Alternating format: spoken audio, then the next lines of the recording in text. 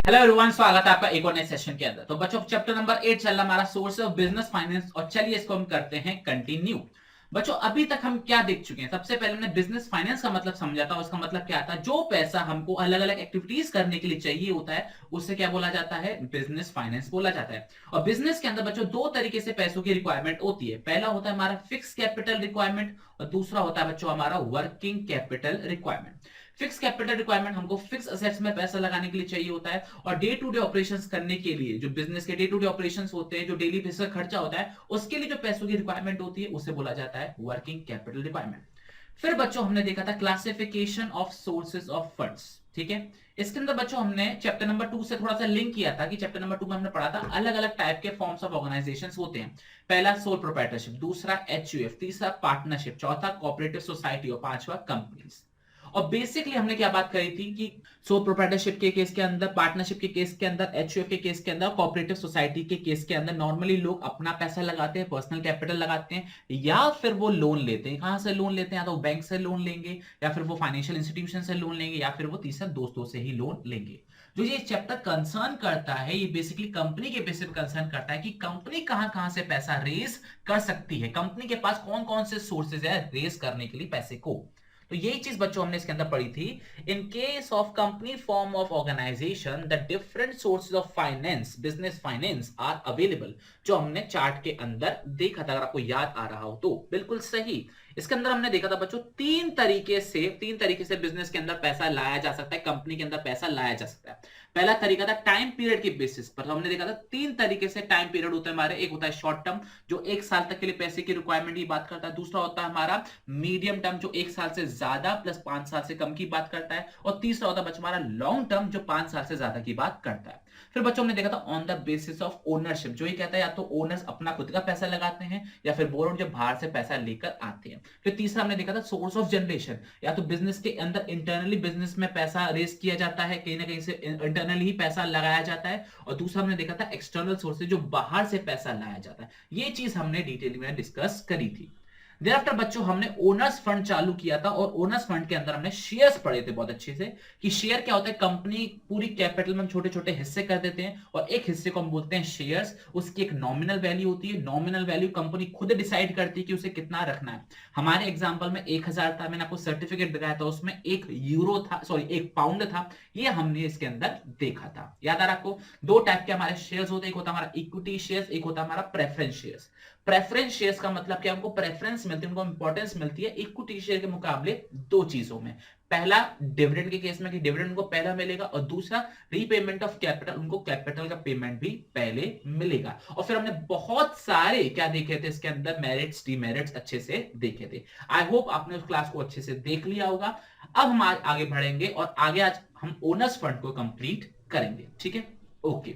तो preference share हमारा पूरा कंप्लीट हो चुका था, इक्विटी शेयर हमारा पूरा कंप्लीट हो चुका था, along with its merits and demerits. ठीक है, जो बच्चों आज से हम स्टार्ट करने वाले हैं, आज हमारा सबसे पहला जो मेन टॉपिक होगा वो होगा रिटेन्ड अर्निंग्स। बहुत ही इंपॉर्टेंट टॉपिक है बिजनेस के पॉइंट ऑफ व्यू से और आपके पॉइंट ऑफ व्यू से। क्यों, जरा पढ़ते हैं। देखो, बिजनेस जो भी प्रॉफिट कमाता है, मैंने आपको दो चीजें बताई थी, उस प्रॉफिट का दो चीजें करी जा सकती है उस प्रॉफिट के संग। या तो वो शेयर होल्डर्स के बीच में डिस्ट्रीब्यूट कर दिया जाएगा, उस डिस्ट्रीब्यूशन को हम क्या बोलते हैं बच्चों? डिविडेंड बांटना, डिविडेंड डिस्ट्रीब्यूट करना। और दूसरा मैंने आपको बच्चों क्या बोला था कि या तो प्रॉफिट को हम डिस्ट्रीब्यूट कर देते हैं, या फिर हम बिजनेस में संभाल के रखते हैं। इन केस कभी फ्यूचर में जरूरत पड़ जाती है तो उस पैसे को हम उसमें यूज कर सकते हैं। तो ये रिटेन अर्निंग बच्चों वो दूसरा ऑप्शन है।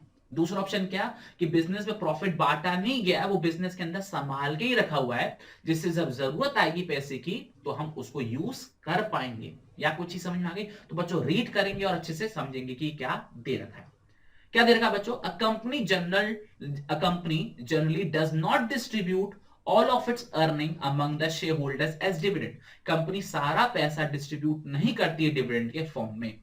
A portion of net earnings may be retained by in the business for future use। कुछ पैसा जो अपने पैसा कमाया, प्रॉफिट जो कमाया, उसका बिजनेस के अंदर रखा जाता है for future use, for the use in future, ठीक है। उसी चीज को हम क्या बोलते थे बच्चों, रिटेन्ड अर्निंग्स बोलते थे। अब ये अकाउंट्स पढ़ोगे ना बच्चों, इसमें एक चैप्टर आएगा प्रोविजंस एंड रिजर्व्स। आप कुछ पैसा अलग करके रख देते हो तो उसे रिजर्व्स बोलते हैं या फिर रिटेन्ड अर्निंग बोल देते हैं। It is a source of internal financing. या कुछ चीज समझ में आ रही है, इंटरनल फाइनेंसिंग, या इसको सेल्फ फाइनेंसिंग भी बोल देते हैं। इसको हम प्लगिंग बैक ऑफ प्रॉफिट्स भी बोल देते हैं, ठीक है। Plugging of back of profit का मतलब क्या होता है, जो पैसा आपने कमाया फिर से आपने बिजनेस के अंदर ही उसे बो दिया, बीज, जैसे बीज बोते हैं ना, वैसे आपने प्रॉफिट भी उसके अंदर बो दिया।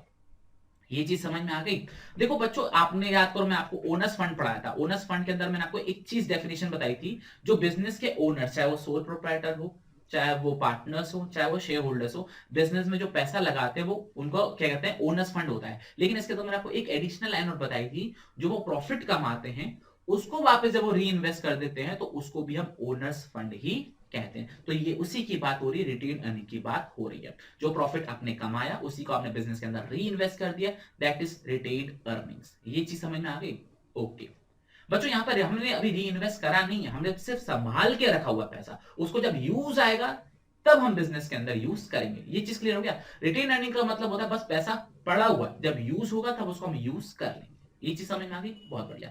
अब बच्चों बात करते हैं इसके मेरिट्स की एंड डीमेरिट्स की। तो सबसे पहला जो मेरिट है इसका वो क्या है, ये परमानेंट सोर्स ऑफ फंड्स है। परमानेंट सोर्स ऑफ फंड्स का मतलब क्या होता है, ये पैसा आपका खुद का है, आपको किसी को लौटाना नहीं है। फॉर एग्जांपल बात करें बच्चों लोन की, अगर आप लोन लेते हो तो आपको वो लोन लौटाना पड़ेगा, आपको रीपेमेंट करना पड़ेगा। लेकिन प्रॉफिट आपके खुद के हैं, ठीक है, ये आपका परमानेंट सोर्स है, ये आपका खुद का है, आपको किसी को लौटाने की जरूरत नहीं है। ये आपको समझ में आ गया? बहुत बढ़िया। It does not involve any cost in the form of interest, dividend और फ्लोटेशन कॉस्ट। क्या मतलब है बच्चों इस पॉइंट का, कि आपके पास आपने खुद का प्रॉफिट कमाया हुआ है, वो पैसा बिजनेस में रीयूज करने के लिए आपको किसी भी तरीके का खर्चा करने की जरूरत नहीं है। एग्जाम्पल के तौर पे अगर आप कहीं से लोन लेकर आते हो, पैसा लेकर आते हो लोन के तौर पर, तो आपको इंटरेस्ट चुकाना पड़ेगा। या कुछ चीज समझ में आई? बहुत बढ़िया। आपने इक्विटी शेयर्स इशू करे हैं, आपने प्रेफरेंस शेयर्स इशू करे हैं, तो बदले में वो आपसे कुछ रिटर्न मांगेंगे, वो आपसे डिविडेंड मांगेंगे, तो वो भी करने की जरूरत नहीं है। और तीसरा, जब आप शेयर्स इशू करते हो, चाहे आप लोन लेते हो, तो कुछ खर्चा होता है, कुछ बैंक की कुछ फीस होती है, कुछ एडवर्टाइजमेंट की कुछ फीस होती है। जब आप शेयर इशू करते हो पब्लिक से पैसा लेने के लिए, तो वो भी खर्चे आपके नहीं होते। क्यों? क्योंकि आपका प्रॉफिट में बिजनेस में पड़ा हुआ है, पैसा आपके हाथ में है, बस आपको यूज करना है, तो इसलिए इसमें कोई भी कॉस्ट इन्वॉल्व नहीं होती। तीसरा पॉइंट क्या दे रखा बच्चों, as the funds are generated internally there is a greater degree of operational freedom and flexibility. बहुत अच्छा पॉइंट है। क्या बोल रहा है, आपका ये पैसा आपने खुद से रेस किया है, बिजनेस के अंदर से ही रेस किया है, तो इस पैसे को आप अपने मन मर्जी तरीके से यूज कर सकते हो, बिना किसी को एक्सप्लेनेशन दिए, बिना किसी की शर्तों को मानते हुए। एग्जाम्पल के तौर पर बच्चों आपको बताता हूं, जब आप इक्विटी शेयर्स इशू करते हो, आप प्रेफरेंस शेयर्स इशू करते हो, तब आपको बताना पड़ता है कि हम ये पैसा आपसे क्यों ले रहे हैं, ठीक है। आपको बताना पड़ेगा कि आप उनसे पैसा क्यों ले रहे हैं, और उस पैसे को आपको उसी पर्पस के लिए यूज करना पड़ेगा, आप किसी और पर्पस के लिए उस पैसे को यूज नहीं कर सकते। या कोई चीज समझ में आ रही है? आप बिजनेस से, आप बैंक से लोन ले रहे हो, ठीक है, आप फाइनेंशियल इंस्टीट्यूशन से लोन ले रहे हो, तो लोन लेने की वजह बतानी पड़ती है कि आप किस पर्पस के लिए लोन ले रहे हो, और आपको वो पैसा उसी पर्पस के लिए यूज करना पड़ता है, ठीक है। आप किसी और पर्पस के लिए पैसा यूज नहीं कर सकते। लेकिन प्रॉफिट जो आपने कमाया, जो अपने बिजनेस में संभाल के रखा, उसको आप अपने मर्जी तरीके से, अपने फ्रीडम से, अपनी जरूरत के अनुसार आप उसको यूज कर सकते हो। आपके पास फ्रीडम है, आपके पास फ्लेक्सिबिलिटी है। या कुछ चीज समझ में आ रही है? बहुत अच्छे। चौथा पॉइंट क्या दे रखा है, it enhances the capacity of the business to absorb unexpected losses. ये अच्छा पॉइंट है। सारे पॉइंट अच्छे हैं। पहली बात ये कि हमारे पास जो प्रॉफिट रखा हुआ था उसकी क्या क्या इंपॉर्टेंस है। तो इसमें क्या बोला गया है कि जब आपके पास प्रॉफिट इकट्ठे हो जाते हैं, तो कभी किसी साल अचानक लॉस हो जाता है किसी भी वजह से, तो वो लॉस आप झेल पाते हो, ठीक है। फॉर एग्जांपल मान के चले बच्चों, इस साल लॉकडाउन के अंदर आपका बिजनेस ऐसा हो गया कि आपके 1 रुपए की सेल नहीं हुई, लेकिन आपने लाखों करोड़ों रुपए की आपने सैलरी पे करी। तो वो कहां से पे करोगे? जो पिछले साल के जो प्रॉफिट थे, आपने उसी में से उनको सैलरी पे कर दी। तो वही बात इन्होंने लिखी हुई है, एक कंपनी की कैपेसिटी को इंक्रीज करता है कि कभी कोई साल लॉस हो जाए तो वो उसको झेल पाए, ठीक है। पहले से प्रॉफिट था तभी तो आप खर्चे कर पाए सर, अदरवाइज आपको भी बिजनेस बंद करना पड़ जाता। लास्ट पॉइंट क्या रहेगा बच्चों, it may lead to increase in the market price of equity shares of the company. ये तो बच्चों डिमांड एंड सप्लाई का खेल है। आपने 11th में हो, आपने डिमांड चैप्टर बच्चों अभी तक पढ़ लिया होगा। तो बच्चों हो क्या रहा है, जब किसी भी चीज की डिमांड इंक्रीज होती है तो उसकी प्राइस भी इंक्रीज होना चालू हो जाती है ना। क्या बोला मैंने, जब किसी चीज की डिमांड इंक्रीज होती है तो उसकी प्राइस भी इंक्रीज होना चालू हो जाती है। जब लोगों को पता चलेगा कंपनी बहुत ज्यादा प्रॉफिट कमाती है, कंपनी के पास बहुत ज्यादा ऑलरेडी पैसा पड़ा हुआ है, तो लोग क्या करेंगे, लोग सोचेंगे हम भी इस कंपनी में पैसा लगाते हैं, कंपनी प्रॉफिट कमाती है तो हमको भी प्रॉफिट में हिस्सा मिलेगा, तो लोग इस कंपनी के शेयर्स खरीदना चाहेंगे। तो ऐसे में क्या होगा, उनकी शेयर प्राइस इंक्रीज होगी। क्यों, क्योंकि लोग उनकी कंपनी के शेयर्स को डिमांड कर रहे हैं, भाई हमको भी चाहिए, हमको भी चाहिए, तो ऐसे में उनकी डिमांड इंक्रीज होगी, तो उनकी शेयर की प्राइस भी इंक्रीज होगी। ये चीज क्लियर हो गया, बहुत बढ़िया। अब बच्चों बात करते हैं इसके नुकसानों की, कि रिटेन अर्निंग के क्या क्या नुकसान है। ठीक है, नुकसान ज्यादा कुछ खास नहीं है। क्या लिखा हुआ सबसे पहले, एक्सेसिव प्लगिंग बैक में cause dissatisfaction among the shareholder as they would get lower dividend। इन्होंने क्या बोला, अगर बिजनेस के अंदर पैसा आप रखे रहने दोगे, आप डिस्ट्रीब्यूट नहीं करोगे, तो ऐसे में शेयर होल्डर्स कहेंगे यार हमने कंपनी में पैसा लगाया किस बात के लिए, प्रॉफिट कमाने के लिए, बट कंपनी हमको प्रॉफिट में हिस्सा दे ही नहीं रही है। वो तो बिजनेस के अंदर री इन्वेस्ट कर रही है जिससे बिजनेस को आगे एक्सपेंड कर सके, लेकिन हमने हमारी इंटेंशन क्या है कि हमने बिजनेस के अंदर पैसा लगाया, तुमको हर साल प्रॉफिट चाहिए। या आपको चीज समझ में आ रही है कि कुछ शेयर होल्डर्स होते हैं जिनको प्रॉफिट चाहिए होता है, कुछ शेयर होल्डर्स होते हैं जिनको लगता है कि बिजनेस ग्रो कराओ बाद में प्रॉफिट कमा लेंगे, तो कुछ शेयर होल्डर्स ऐसे होते हैं जिनको प्रॉफिट नहीं मिलेगा तो वो दुखी हो जाएंगे, वो डिससैटिस्फाइड हो जाएंगे कि कंपनी प्रॉफिट री इन्वेस्ट करे जा रही, हमको तो डिस्ट्रीब्यूट कर ही नहीं रही। दूसरा पॉइंट क्या देगा बच्चों, it is an uncertain source of funds as the profit of the business are fluctuating. आपको मैं सिंपल वर्ड्स में समझाता हूं बच्चों, क्या दे रखा है इसके अंदर। अनसर्टेन सोर्स ऑफ फंड्स का मतलब इन्होंने क्या बोला है, देखो जो बिजनेस के अंदर प्रॉफिट कितना होता है ये हम पहले से एक्सपेक्ट नहीं कर सकते, पहले से क्या कहते हैं प्रेडिक्ट नहीं कर सकते। ठीक है, इस साल कितना होगा नहीं प्रेडिक्ट कर सकते, अगले साल कितना होगा नहीं प्रेडिक्ट कर सकते, होगा कि भी नहीं होगा ये भी हम प्रेडिक्ट नहीं कर सकते। तो वही बात इन्होंने बोली है, प्रॉफिट होगा तो आप रीयूज कर लोगे, प्रॉफिट नहीं हुआ तो आप रीयूज नहीं कर पाओगे। मतलब कोई सर्टेनिटी नहीं है, 100% श्योर नहीं है कि प्रॉफिट कमाओगे तो यूज कर लोगे। आपको चीज समझ में आ रही है, प्रॉफिट कमाओगे तो आप रख सकते हो, प्रॉफिट नहीं हुआ तो क्या करोगे, तब तो बाहर से लाना पड़ेगा। तो इसलिए इन्होंने बोला क्योंकि प्रॉफिट फ्लक्चुएटिंग होती है तो आप इस पे 100% भरोसा नहीं कर सकते हो कि यहां से आपको पैसा मिल ही जाएगा। ये चीज समझ में आ गई, बहुत बढ़िया। बच्चों थर्ड और लास्ट पॉइंट पढ़ेंगे इसके अंदर, अब the opportunity cost associated with these funds is not recognized by many firms, this may lead to suboptimal use of the funds. मतलब क्या बच्चों, जरा सिंपल वर्ड्स में समझेंगे कि आपके पास प्रॉफिट पड़ा हुआ है, आपके पास पैसा पड़ा हुआ है और आप इसका कहीं यूज नहीं कर रहे हो। ठीक है, आप इसको कहीं यूज कर सकते थे, वहां से पैसा कमा सकते थे, लेकिन आप नहीं कर रहे हो। तो ऐसे में कुछ कंपनियां होती हैं जो प्रॉफिट को फालतू में ऐसे पड़े रहने देती हैं और उसका कोई यूज नहीं कर पाती हैं, या फिर कहीं ऐसी जगह यूज कर देते जहां से जितना पैसा आ सकता था उतना नहीं आया। एग्जाम्पल के तौर पे बात करता हूं बच्चों कि आपके पास फॉर एग्जाम्पल 10,000 करोड़ रुपए पड़े हुए, आपकी कंपनी के पास बहुत ज्यादा पैसा पड़ा हुआ है, 10,000 करोड़ रुपए पड़ा हुआ है। आप इसका क्या कर रहे हो, क्या ये बिजनेस के अंदर ऐसा ही पड़ा हुआ है या इसका आप कहीं अच्छी जगह यूज कर रहे हो। तो अगर आप इसका अच्छी जगह यूज कर रहे हो तो मतलब आप इस प्रॉफिट को अच्छे से यूज कर पा रहे हो, अगर नहीं कर रहे हो तो आप इसका ऑप्टिमल यूज नहीं कर पा रहे हो, या ये कह लो आप इसका सब ऑप्टिमल यूज कर रहे हो। सब ऑप्टिमल का मतलब क्या होता है कि फुलर यूटिलाइजेशन, या जितना हो सकता था आपने उसका पैसों का यूटिलाइजेशन नहीं किया। ये आपको चीज समझ में आ रही है। और यहाँ पे जो अपॉर्चुनिटी कॉस्ट का मतलब होता है बच्चों, वो होता है नुकसान, कि आपने क्या चीज का नुकसान कर दिया उसमें पैसा ना लगा के। अगर आपको एक ऑप्शन दिख रहा था, अगर आप वहां पे पैसा लगा देते तो आपको प्रॉफिट हो जाता, बट आपने वहां पर नहीं लगाया, तो बच्चों उस चीज को कहलाया जाता अपॉर्चुनिटी कॉस्ट। जो चीज आपने छोड़ दी उसे बोला जाता अपॉर्चुनिटी कॉस्ट। तो ऐसे में कुछ लोग इंपॉर्टेंट चीजों को छोड़ देते हैं, वहां से पैसे कमाने का मौका छोड़ देते हैं। तो कुछ कंपनियां ऐसा कर देती हैं कि प्रॉफिट का वो सही से इस्तेमाल नहीं करती। ये चीज समझ में आ गई। तो बच्चों ये था हमारा पूरा रिटेन अर्निंग्स। सिंपल वर्ड्स में बताऊं, जो पैसा बिजनेस के अंदर प्रॉफिट कमाया और जो डिस्ट्रीब्यूट नहीं किया उसे बोला जाता है रिटेन अर्निंग्स, और जब जरूरत होती है तो उसको बिजनेस के अंदर री इन्वेस्ट कर देते हैं। इसको हम प्लगिंग बैक ऑफ प्रॉफिट्स भी बोलते हैं। ये आपको चीज समझ में आ गई, बहुत बढ़िया। रिटेन अर्निंग्स तो बच्चों हमारा हो गया कंप्लीट। तो बच्चों अगला जो मेन टॉपिक है ना, जो 3 नंबर के अंदर आएगा ही आएगा, शॉर्ट शॉर्ट आएगा और इंपॉर्टेंट है, मार्क कर लो, वो होगा इन तीनों में से एक पॉइंट। पहला बच्चों क्या दे रखा है, ग्लोबल डिपॉजिटरी रिसीट्स। दूसरा क्या दे रखा है बच्चों आपको, इंडियन डिपॉजिटरी रिसीट्स। और तीसरा बच्चों आपको नीचे दिख रहा होगा स्क्रीन के अंदर, अमेरिकन डिपॉजिटरी रिसीट्स। ठीक है, ये बहुत ही इंपॉर्टेंट टॉपिक है, 3 नंबर के अंदर इसका शॉर्ट नोट तो कंफर्म आएगा ही आएगा। क्यों आएगा? क्योंकि बच्चों ये एक बार में बच्चों को समझ में नहीं आता, ठीक है, लेकिन मैं आपको एक बार में समझाऊंगा, एक एग्जांपल दूंगा और आपको तीनों बहुत अच्छे से समझ में आ जाएंगे। तो चलिए पहले एग्जांपल से समझते हैं, इसका बैकग्राउंड समझते हैं कि क्या है, क्यों है, देन आफ्टर थ्योरी पढ़ेंगे और इस क्लास को एंड करने के साथ हम ओनर्स फंड को भी कंप्लीट कर देंगे, ठीक है। तो बच्चों स्टार्ट करते हैं इसके बैकग्राउंड के साथ। तो बच्चों मतलब समझते हैं किस चीज का, ग्लोबल डिपॉजिटरी रिसीट्स का मतलब, अमेरिकन डिपॉजिटरी रिसीट्स का मतलब, और तीसरा इंडियन डिपॉजिटरी रिसीट्स का मतलब। एक एग्जांपल आपको बहुत अच्छे से समझाऊंगा, थोड़ा डिटेल में समझाऊंगा और फिर बाकी सारी चीजें हमको समझ में आ जाएंगी।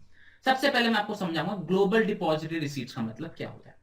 बच्चों मान के चलो ये हमारा भारत देश है, ठीक है, ये हमारी इंडिया है और इंडिया में हमारी एक कंपनी है जो शेयर्स इशू करना चाहती है, और जब शेयर्स इशू करेगी तो हमारे इंडिया में जो लोग हैं, ठीक है, वो इस शेयर्स को खरीदना पसंद करेंगे और इस कंपनी में पैसा लगाएंगे। क्यों लगाएंगे? क्योंकि कंपनी बहुत फेमस होगी, ठीक है ठीक है, कंपनी बहुत फेमस होगी तो लोग इसके अंदर पैसा लगाएंगे और ये जो लोग हैं कंपनी इनको क्या दे देगी? शेयर्स दे देगी।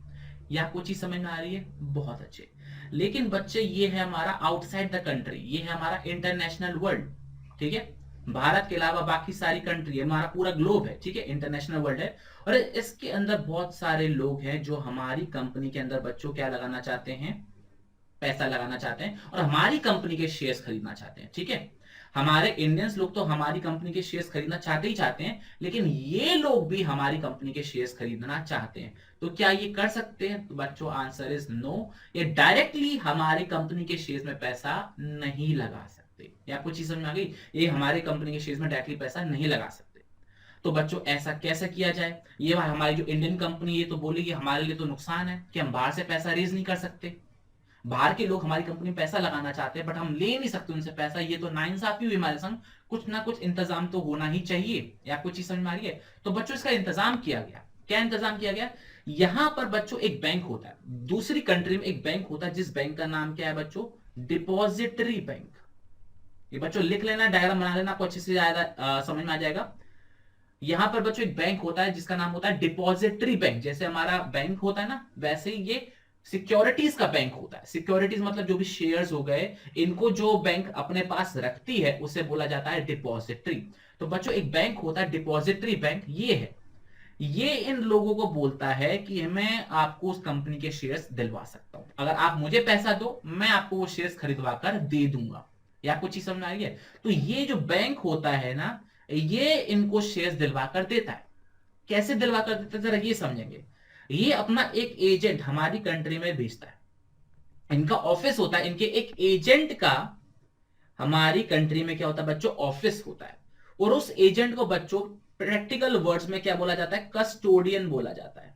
आई रिपीट, क्या बोला जाता है बच्चों? उसको कस्टोडियन बोला जाता है। कस्टोडियन मतलब जिसकी कस्टडी में चीजें रहती हैं। आपको चीज समझ में आ रही है? कस्टोडियन का मतलब क्या है? जिसकी कस्टडी में चीजें रहती हैं। तो ये डिपॉजिटरी बैंक क्या करता है बच्चों? हमारी कंट्री के अंदर एक अपना ऑफिस खोलता है, अपने एजेंट को बिठाता है और उस एजेंट को बोलते हैं कस्टोडियन। ये असल में एक ऑर्गेनाइजेशन होती है, एक बिजनेस ऑर्गेनाइजेशन होती है जिसको हम कस्टोडियन बोलते हैं। ये चीज समझ में आ रही है? ओके, यहां तक हमको समझ में आ गया कि हमारी कंपनी ने शेयर्स इशू करे, इंडियंस ने तो पैसा लगा दिया और इंडियन को शेयर मिल गए, लेकिन बाहर वाले को अगर हमारी कंपनी के शेयर्स खरीदने हैं तो वो डायरेक्टली नहीं खरीद सकते, इनको डिपॉजिटरी बैंक के थ्रू हमारी कंपनी के शेयर्स खरीदने को मिल सकते हैं। तो ये क्या करते हैं जरा मैं आपको ये चीज समझाता हूं।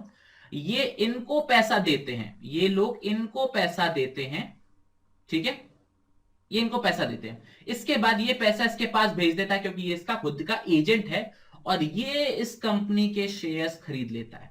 ये आपको चीज समझ में आ रही है? ये कस्टोडियन हमारी कंपनी के शेयर्स खरीद लेता है।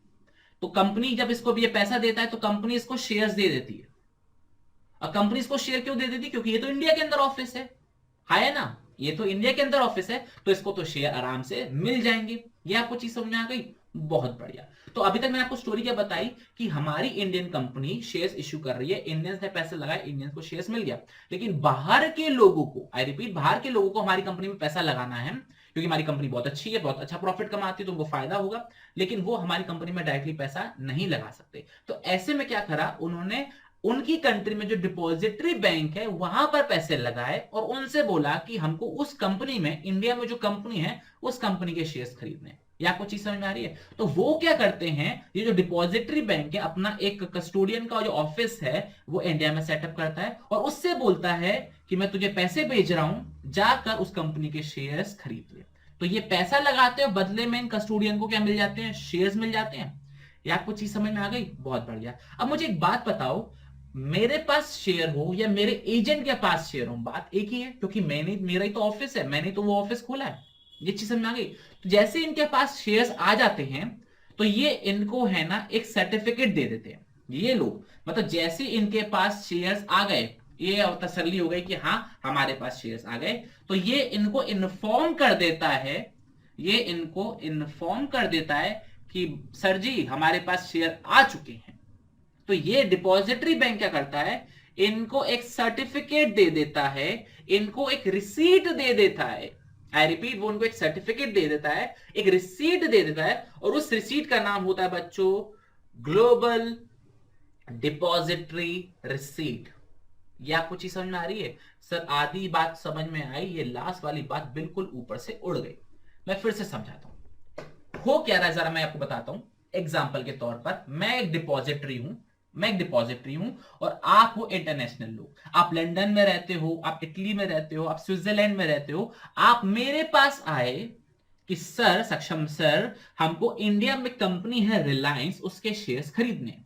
आई रिपीट, आप लोग मेरे पास आए, मैं डिपॉजिटरी बैंक हूं, आप मेरे पास आए, आपने हमसे बोला कि सर इंडिया में जो रिलायंस कंपनी है हमें उसके शेयर्स खरीदने। तो मैं क्या करूंगा, अपने इंडिया में रहने वाले एजेंट को, जो मेरा कस्टोडियन है, मैं उससे बोलूंगा जाओ रिलायंस के शेयर्स खरीदो, क्योंकि उन्होंने इशू करे हुए हैं, आप जाओ रिलायंस के शेयर्स खरीदो। वो रिलायंस के शेयर्स खरीद लेगा, पैसे देगा, क्योंकि मैं ही उसके पास पैसे भेजूंगा, जो मैंने आपसे पैसे लिए मैं उसको भेजूंगा, वो कंपनी से शेयर्स खरीद लेगा। ये चीज समझ में आ रही है? तो उसने शेयर्स खरीदे और मुझे फोन कर दिया कि सर शेयर्स आ गए। तो जैसे मेरे को पता लग गया कि मेरे पास शेयर्स आ गए, मैं उनको, मेरे आप लोगों को, आपको वो शेयर्स नहीं दूंगा, मैं आपको दूसरी रिसीट दूंगा, आपको मैं दूसरा सर्टिफिकेट दूंगा कि देखो मैंने आपके ब्याह पे शेयर्स खरीद लिए हैं। लेकिन मैं आपको वो शेयर्स नहीं दे सकता, क्योंकि वो आपको नहीं दे सकता ना, वो फॉरेनर्स को अलॉट तो नहीं होते, वो मेरे पास इंडियन ऑफिस में पड़े हुए हैं। लेकिन उसके बदले में मैं आपको एक सर्टिफिकेट दे रहा हूं उन्हीं शेयर्स के दूसरे नाम के साथ, जिसका मैं नाम क्या दे दूंगा, global depository receipt. Simple words में बताऊं, शेयर्स का दूसरा नाम बदलकर मैंने आपको क्या दे दिया, ग्लोबल डिपॉजिटरी रिसीट दे दिया। ये चीज क्लियर हो गया? तो आपने इनडायरेक्टली मेरे थ्रू किसमें पैसा लगा दिया, रिलायंस के अंदर पैसा लगा दिया।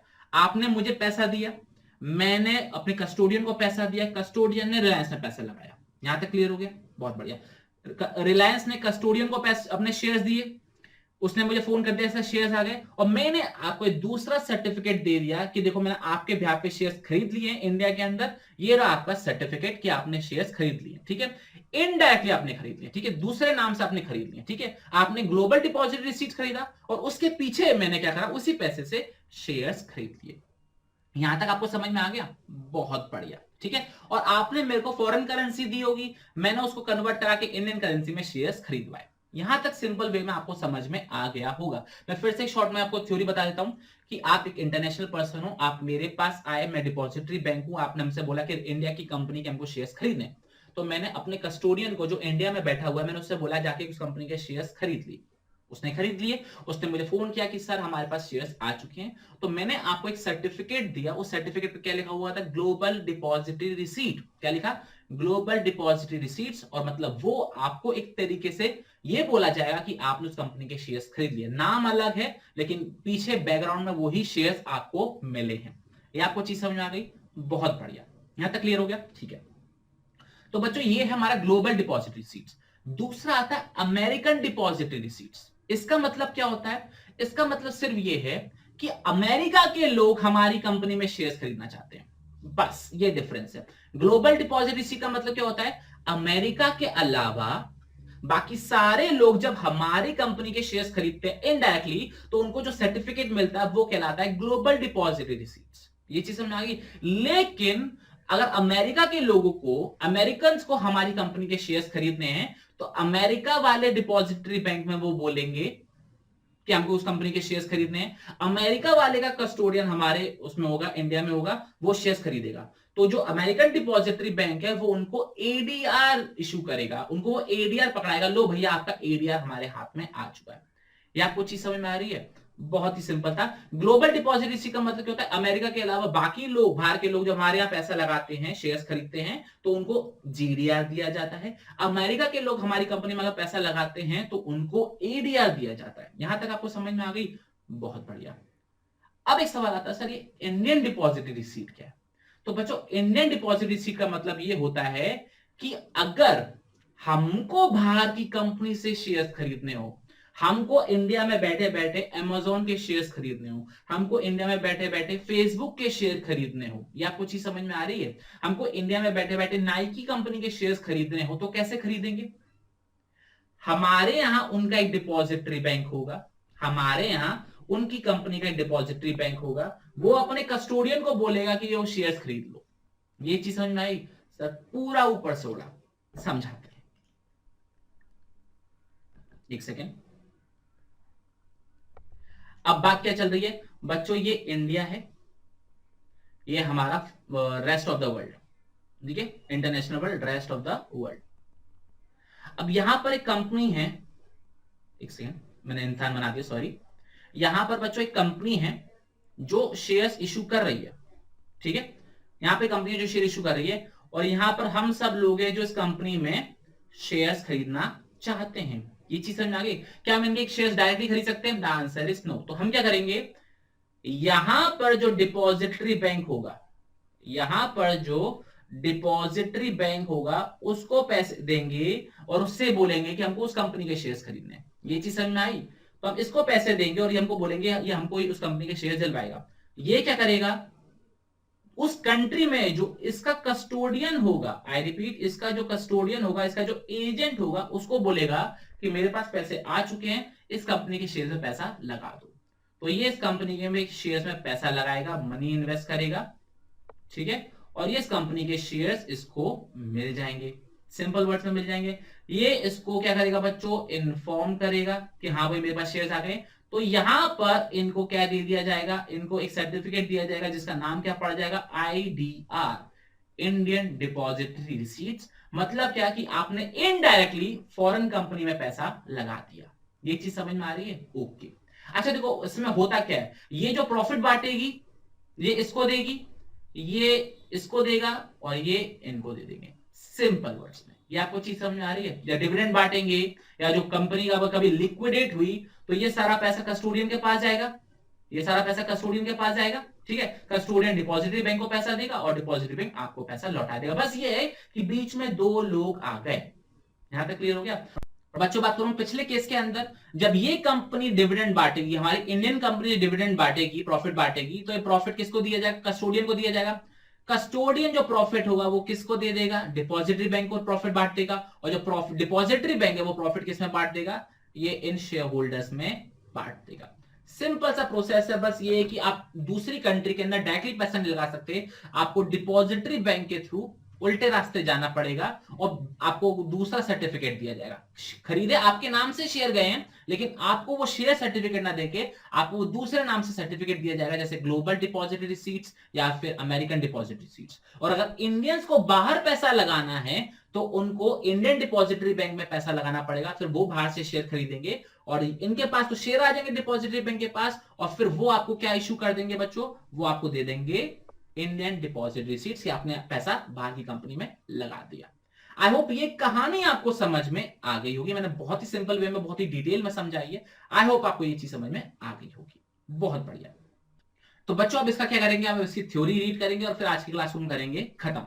तो बच्चों सबसे पहले पढ़ेंगे ग्लोबल डिपॉजिटरी रिसीट्स क्या होती हैं। ये तो क्या लिखा हुआ है, the local currency shares of a company, यहां पर इंडिया की बात चल रही है एग्जांपल के तौर पे, the local currency shares of the company are delivered to the depository bank.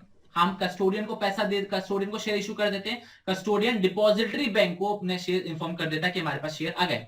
The depository bank issued depository receipts against these shares. तो इन्होंने क्या बोला कि इनके पास शेयर आ गए और उसकी बदौलत, उसके बदले में वो उनको डिपॉजिटरी रिसीट का सर्टिफिकेट इशू कर देता है। ये आपको चीज समझ में आ गई, बहुत सिंपल थी। आगे क्या लिखा हुआ है, such depository receipts denominated in US dollar are known as global depository receipts। I hope अब आपको ये सिंपल सी सिचुएशन समझ में आ गई होगी कि अगर हमारी कंपनी के अंदर किसी बाहर वाले को पैसा लगाना है तो हम उनके डिपॉजिटरी बैंक को शेयर इशू कर देते हैं और वो उस शेयर्स के बदले में उनको क्या दे देता है, डिपॉजिटरी रिसीट दे देता है, जो उनकी करेंसी में होता है और नॉर्मली वो डॉलर्स के अंदर होता है। आगे क्या लिखा हुआ है, जीडीआर मतलब global deposit receipt is a negotiable instrument and can be traded like just any other security. Example के तौर पे आपके पास क्या आ गया बच्चों, एक सर्टिफिकेट आ गया, आप उस सर्टिफिकेट को बेच सकते हो किसी को भी, जैसे शेयर्स बिकते हैं मार्केट के अंदर, वैसी वो जो रिसीट है, जो ग्लोबल डिपॉजिट रिसीट है, जो जीडीआर है, उसको भी आप ऐसे ही बेच सकते हो। इन इंडियन कॉन्टेक्स्ट क्या लिखा हुआ है, इंडियन कॉन्टेक्स्ट में हम बात कर रहे हैं, a GDR is an instrument issued abroad, हमने बाहर इशू करा किसको, by Indian company to raise fund from foreign currency. मतलब के तौर पे कि इंडियन कंपनी ने बाहर से पैसा रेस करना है तो इसलिए वो क्या इशू करवा रहे हैं, वो जीडीआर इशू करवा रहे हैं और वो फॉरेन स्टॉक एक्सचेंज के अंदर लिस्ट होता है, मतलब फॉरेन स्टॉक एक्सचेंज के अंदर उसको खरीदा और बेचा जा सकता है। स्टॉक एक्सचेंज का मतलब क्या होता है बच्चों, जहां पे सिक्योरिटीज को, शेयर्स को खरीदा और बेचा जाता है, उसे बोला जाता है स्टॉक एक्सचेंज या शेयर मार्केट, आपने नाम सुना होगा। तो जहां पर ये जीडीआर खरीदे बेचे जाते हैं उसको स्टॉक एक्सचेंज बोलते हैं, वो फॉरेन स्टॉक एक्सचेंज के अंदर उसको आसानी से हम खरीद बेच सकते हैं। A holder of GDR at any time can convert it into number of share it represent। मतलब क्या कि अगर उसको जीडीआर को बेचना हो तो वो आराम से बेच सकता है और उसको नंबर ऑफ शेयर्स मिल जाएंगे। ये चीज क्लियर हो गया। अच्छा, इनके पास सबसे इंपॉर्टेंट चीज क्या दे रखी है, the holders of GDR do not carry voting rights. उनके पास वोटिंग राइट नहीं होता, ऑल्दो उन्होंने शेयर्स खरीदे लेकिन उनके पास वोटिंग राइट नहीं होता क्योंकि दूसरी कंट्री में है और उन्होंने इनडायरेक्टली खरीदे। डायरेक्टली खरीदे होते हैं, डायरेक्टली उनके पास शेयर्स पहुंचे होते तो उनके पास वोटिंग राइट होता, लेकिन उनके पास शेयर्स नहीं पहुंचे, उनके पास जीडीआर पहुंचा है इसलिए उनके पास वोटिंग राइट नहीं होता। बस उनको क्या मिलेगा, डिविडेंड मिलेगा या शेयर की जो प्राइस इंक्रीज होगी वो मिलेगी। कैपिटल एप्रिसिएशन का मतलब क्या होता है, जो पैसा उनको, वो जो उनकी मार्केट प्राइस रेज होगी वो मिलेगा। ये चीज समझ में आ गई, बहुत अच्छी। आगे क्या दे रखा है, many Indian companies such as Infosys, Reliance, Wipro, ICICI have raised money through GDRs. Simple, मतलब बहुत इंडियन कंपनीज ने ऐसे पैसा लिया हुआ बाहर के लोगों से। अगला पॉइंट क्या दे रखा बच्चों, अमेरिकन डिपॉजिटरी रिसीट्स, एडीआर। इसका मतलब क्या है, the depository receipts issued by a company in the USA are known as American depository receipts. Simple words में अगर बोलूं कि किसी अमेरिकन को अगर हमारी कंपनी में पैसा लगाना है तो वो एडीआर खरीदेगा, वो अपनी कंट्री के अंदर डिपॉजिटरी बैंक को पैसा देगा और वो बदले में उसको एडीआर देंगे। ADR are bought and sold in American markets like regular stocks. मतलब नॉर्मल शेयर्स की तरह एडीआर को भी खरीदा और बेचा जाता है अमेरिका के अंदर। ठीक है, सिमिलरिटी क्या दे रखी, it is similar to GDR. ठीक है, ग्लोबल डिपॉजिटरी रिसीट्स और क्या कहते हैं American depository same to same होते हैं, बस डिफरेंस ये होता है अमेरिकन डिपॉजिटरी रिसीट सिर्फ अमेरिका के अंदर खरीदा बेचा जाता है और ग्लोबल बाकी पूरे कंट्री वर्ल्ड के अंदर खरीदा और बेचा जाता है। वो लिखा हुआ है, it is similar to a GDR except that it can be issued only to American citizen and can be listed and traded on the stock exchange of USA। ADR सिर्फ और सिर्फ अमेरिका के अंदर ही खरीदा और बेचा जा सकता है, वहीं के स्टॉक एक्सचेंज पे खरीदा और बेचा जा सकता है, उसके अलावा कहीं नहीं। बाकी पूरे वर्ल्ड के अंदर क्या खरीदा और बेचा जाता है, जीडीआर खरीदे और बेचे जाते हैं। ये चीज समझ में आ गई, बहुत ही बढ़िया। और लास्ट पॉइंट क्या बच्चों दे रखा है, Indian depository receipt. Simple words में जैसा मैंने आपको समझाया कि अगर इंडियंस को बाहर की कंट्री में, बाहर की कंपनी में पैसा लगाना है तो वो क्या करेंगे, वो आईडीआर खरीदेंगे। ठीक है, और जो डिपॉजिटरी बैंक होगा वो दूसरी कंपनी के शेयर्स खरीद लेगा। रीड करेंगे क्या लिखा हुआ है, an Indian depository receipt is a financial instrument in Indian rupees in the form of depository receipt. Simple word से, ज्यादा टेक्निकल इसमें लिखा नहीं है। It is created by an Indian depository to enable a foreign company to raise funds on Indian securities market. क्या लिखा हुआ है, ये इंडियन डिपॉजिटरी रिसीट्स की मदद से बाहर वाले लोग, बाहर की कंपनियां इंडिया से पैसा रेज कर सकती हैं। वही चीज इन्होंने यहां पे लिखी, इंडिया का जो सिक्योरिटी मार्केट है, इंडिया में जो सिक्योरिटी में खरीदते बेचते हैं लोग हैं, वहां से पैसा रेज कर सकते हैं। IDR is a specific Indian version of the similar global depository receipts. Simple word, जैसे जीडीआर वर्ल्ड में चलता है, अमेरिका में एडीआर चलता है, इंडिया में आईडीआर चलता है। बात वही है, सिर्फ नाम अलग है। ठीक है, the foreign company issuing IDR deposit shares to an Indian depository, custodian of securities registered with the Securities and Exchange Board of India। बच्चों ये वाला जो पैराग्राफ है ना, ये वाला जो स्पेसिफिकली ये वाला जो पैराग्राफ है, ये पूरी कहानी है जो मैंने आपको सुनाई थी। क्या कहानी मैंने सुनाई थी आपको, मैं आपको फिर से एक बार समझा देता हूं। बच्चों ये थी कहानी जो मैं आपको बताना चाह रहा था कि इंडियंस को अगर बाहर की कंपनी में पैसा लगाना हो तो वो यहाँ पे डिपॉजिटरी में पैसा देंगे, वो कस्टोडियन के थ्रू क्या कहते हैं शेयर्स खरीदवाएंगे और फिर उनको शेयर्स इनडायरेक्टली मिल जाएंगे इन द फॉर्म ऑफ आइडिया। तो उस पैराग्राफ के अंदर वही कहानी दे रखी थी लेकिन टेक्निकल वर्ड्स में दे रखी थी। देन आई रिक्वेस्ट यू कि वो टेक्निकल लैंग्वेज पढ़ने की जरूरत नहीं है, एग्जाम में इतना डिटेल में कोई नहीं पूछता, बस आपको पता होना चाहिए बैकग्राउंड के अंदर क्या कहानी चल रही है। ठीक है, ओके आगे रीड करेंगे बच्चों। क्या देता है, अकॉर्डिंग टू सेबी गाइडलाइंस। बच्चों सेबी मतलब जो इंडिया के जो स्टॉक एक्सचेंज जो चलते हैं उनको जो रेगुलेट करने का काम है ना, वो सेबी करता है। जैसे इंडियन बैंक्स को कौन रेगुलेट करता है, आरबीआई करता है, वैसे इंडियन जो स्टॉक एक्सचेंज होते हैं उनको कौन रेगुलेट करता है, सेबी करता है। सेबी के फुल फॉर्म है securities and exchange board of India. क्या है, securities and exchange board of India. इस सेबी का टॉपिक क्लास 12th के अंदर पूरा टॉपिक है, चैप्टर नंबर 10 है क्लास 12th के अंदर बिजनेस स्टडीज के अंदर, उसके अंदर आपको सेबी पूरा अच्छे से डिटेल में समझाया जाएगा। तो अभी के तौर पे सिर्फ सेबी का है मतलब क्या है, जो स्टॉक एक्सचेंज को रेगुलेट करता है। तो according to SEBI guidelines IDR are issued to Indian resident in the same way domestic shares are issued. जैसे हम Indian company Indian share issue करते हैं वैसे ही हम आईडीआर इशू कर देते हैं अपनी इंडियन पब्लिक को। The issuer company make a company public offer in India. जो बाहर की कंपनी है वो इंडिया के अंदर पब्लिक ऑफर देती है कि हम आपको शेयर्स इशू करेंगे थ्रू आईडीआर। ठीक है, ये चीज क्लियर हो गया, बहुत सिंपल वर्ड्स में उन्होंने समझा दिया। और स्टैंडर्ड चार्टर्ड पीएलसी ये कंपनी का नाम है, जो बाहर की कंपनी है जिसने पहली बार क्या करा था, इंडियन डिपॉजिटरी रिसीट्स इशू करी थी, वो भी कब, जून 2010 के अंदर। आई होप ये कहानी आपको पूरी समझ में आ गई होगी। तो मैं एक बार आपको फिर से 1 मिनट के अंदर पूरी कहानी रिवाइज करता हूं कि क्या होता है एडीआर, क्या होता है जीडीआर, क्या होता है आईडीआर, आपको अच्छे से समझ में आ जाएगा। एग्जाम्पल के तौर पे बाहर के कुछ लोग हैं, ठीक है, वो हमारी कंट्री में इन्वेस्ट करना चाहते हैं, तो वो क्या करेंगे, वो अपनी कंट्री के डिपॉजिटरी बैंक के पास जाएंगे और उनसे बोलेंगे कि हमको उस कंपनी के शेयर्स खरीदने हैं। तो वो जो डिपॉजिटरी बैंक होगा वो क्या बोलेगा, अपने कस्टोडियन को, उनका जो एजेंट इंडिया में बैठा है उससे बोलेगा जाओ उनकी कंपनी के शेयर्स खरीद लो। ये आपको चीज समझ में आई, वो उनके शेयर्स खरीद लेगा। मतलब शेयर्स किसके पास आ गए, डिपॉजिटरी बैंक के पास आ गए। अब डिपॉजिटरी बैंक वो शेयर का नाम बदल के, सर्टिफिकेट बदल के उनको दूसरा सर्टिफिकेट दे देगा जिसे बोलते हैं ग्लोबल डिपॉजिटरी रिसीट। ये चीज क्लियर हो गया। अमेरिका के अंदर उस चीज को हम क्या बोल देते हैं, American depository receipts. Simple words में, अगर किसी अमेरिकन पर्सन को हमारे यहाँ पैसा लगाना हो तो वो अमेरिका के डिपॉजिटरी बैंक में पैसा लगाएगा, वो शेयर्स इंडिया के खरीदेंगे तो वो अमेरिकन को एडीआर देंगे। बाकी पूरे वर्ल्ड में जीडीआर चलता है, अमेरिका में एडीआर चलता है। सिमिलरली किसी बाहर के इंसान को, बाहर की कंपनी को इंडिया से पैसा रेस करना है तो इंडिया में वो क्या इशू करवाएगा, वो इंडिया में आईडीआर इशू करवाएगा। सिंपल। रिटेन अर्निंग अच्छे से पढ़ लिया, जो पैसा री इन्वेस्ट किया जाता है उसको बोला जाता है रिटेन्ड अर्निंग्स। ठीक है, पैसा जो रख लेते हैं उसके बाद जब जरूरत पड़ती है फिर उसे री इन्वेस्ट करते हैं, उसे बोला जाता है रिटेन्ड अर्निंग्स।